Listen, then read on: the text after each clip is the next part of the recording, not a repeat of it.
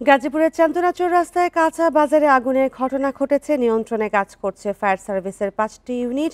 আরো জানাতে গাজীপুর থেকে যুক্ত হচ্ছেন সহকর্মী আবুল হাসান, সেখানকার পরিস্থিতি কি, এই মুহূর্তের পরিস্থিতি কি, এবং আগুন কখন লেগেছে এবং আগুনের সূত্রপাতের ব্যাপারে কিছু জানা গেছে কিনা?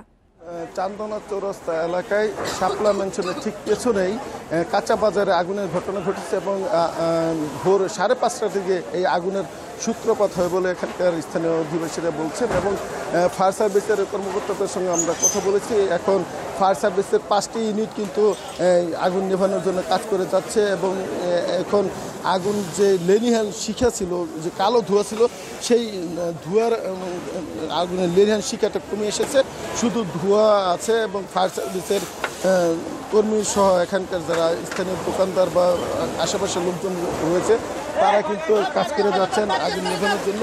এবং ইতিমধ্যে কিন্তু অনেকগুলো দোকান এখানে ছিল। আপনি জানেন যে গাজীপুরের চান্দনা চৌরাস্তা ব্যস্ততম এলাকা এবং সেই এলাকার যে দোকানগুলো ছিল সে অনেকগুলো দোকান কিন্তু ইতিমধ্যে পুড়ে ছাই হয়ে গেছে। এবং ফায়ার সার্ভিসের কর্মকর্তারা বলছেন যে এখন আগুন নেভানোকে প্রাধান্য দিয়ে তারা 5টি ইউনিটের কর্মীরা কাজ করে যাচ্ছেন একদিকে, এবং তার সাথে স্থানীয়দের সহায়তা নেওয়া হচ্ছে। তবে পানি কিছুটা সংকট রয়েছে এবং পানি সংকটের কারণে আগুন নেভাতে কিছুটা ব্যাক করতে হচ্ছে ফায়ার সার্ভিস কর্মীদের।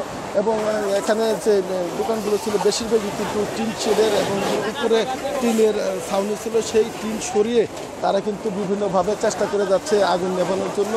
এবং উপর থেকে ছাদে উঠে অনেকে এখানে পাইপ দিয়ে পানি দিচ্ছেন এবং আগুন নেভানোর জন্য কাজ করে যাচ্ছেন। তবে এই মুহূর্তে আসলে কি পরিমাণ ক্ষয়ক্ষতি হয়েছে সেটি নিরূপণ করার জন্য, এবং ফায়ার সার্ভিসের কর্মীরা বলছেন যে আগুনের যে সূত্রপাত সেটি আসলে কীভাবে ঘটেছে তারা এখনও সেটি বের করতে পারেনি। তারা সেটি নিয়ে আগুন নেভানোর পরে তদন্ত করবেন এবং ক্ষয়ক্ষতির পরিমাণ, আগুন লাগার কারণ, এগুলো তারা তদন্ত করে বলতে পারবেন বলে ফায়ার সার্ভিসের কর্মকর্তারা আমাদেরকে জানিয়েছিলেন।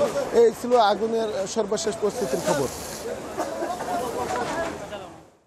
গাজীপুর থেকে জানাচ্ছিলেন সহকর্মী আবুল হাসান।